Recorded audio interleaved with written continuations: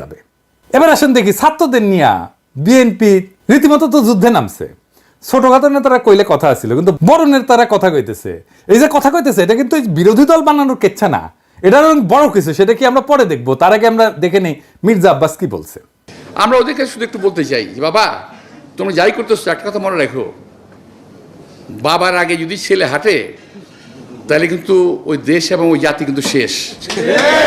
এই কথাটা মনে রাখতে হবে।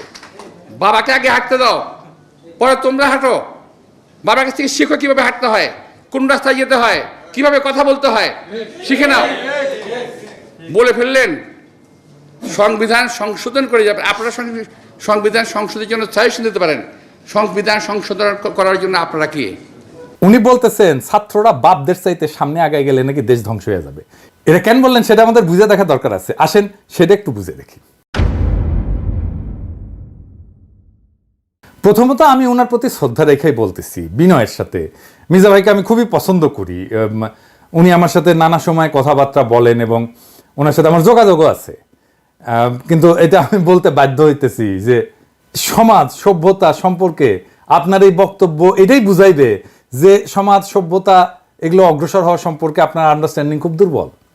সন্তানকে তো বাপের চাইতে আগায় থাকতে হবেই। বাপের চাইতে সন্তান স্মার্ট, অগ্রসর, মেধাবী, কর্মঠ না হইলে সমাজ সভ্যতা আগাইবে কেমনে? আব্বাস ভাই আপনারে কই, দুনিয়াতে দুইটা পরাজয় গৌরবের, একটা ছাত্রের কাছে পরাজয় আর একটা সন্তানের কাছে পরাজয়। আপনার পোলা যদি আপনারা পরাজিত করে ফেলেন এর চেয়ে বড় গৌরব তো পিতা হিসেবে আর কিছু হইতে পারে না রে ভাই। আপনি তো নিজে বলছিলেন 28 অক্টোবর মৃত্যু ভয়ে দাঁড়াইতে পারেন নাই, বলেন নাই অন্যরকম হইতো সিনারিও।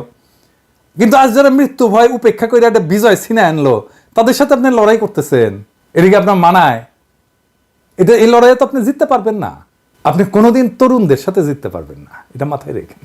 আপনি যত সিনিয়র হন, যত অভিজ্ঞ হন, আপনি তরুণদের সাথে জিততে পারবেন না। ছাত্রদের সাথে হেড অন কলিশনে যান না, এটা অনর্থক। কিন্তু কথা হইতেছে উনি কেন ছাত্রদের নিয়ে এরকম কথা বললেন? ছাত্র জনতা তাদের সর্বোচ্চ শক্তি, সাহস এবং বিপ্লবীপনা দিয়া জুলুমের প্রতিরোধ করছে এবং হাসিনার মতো একটা দানবরে উৎখাত করছে, ফ্যাসিবাদী দানবরে। এমনকি এই যে আইন ব্যবস্থা তৈরি করছিল সেটাকে উৎখাত করছে।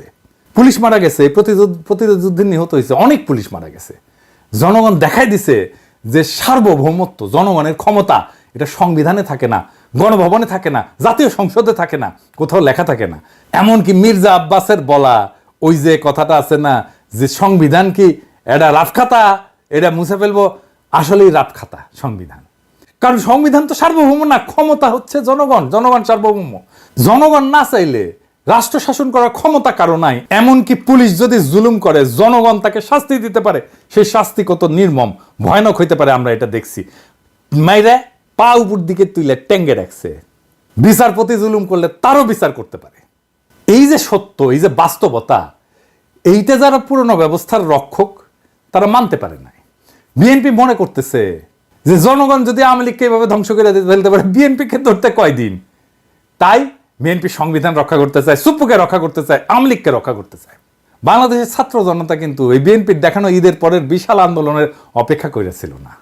এমনকি আপনাদের বিএনপির নিজের দলের কর্মীরা অপেক্ষা করে নাই। তারা এই ছাত্রদের আহ্বানে পথে নামছে, কাতারে কাতারে জীবন দিছে।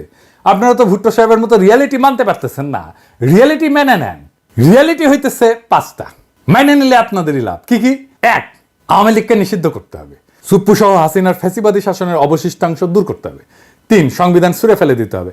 4, ভারতীয় আধিপত্যবাদের বিরুদ্ধে স্পষ্ট অবস্থান নিতে হবে। 5, জনগণ শুধু ভোটের অধিকারের জন্য জীবন দেয় নাই, একটা নতুন রাষ্ট্রের জন্য জীবন দিচ্ছে, এটা মাইনে নিতে হবে।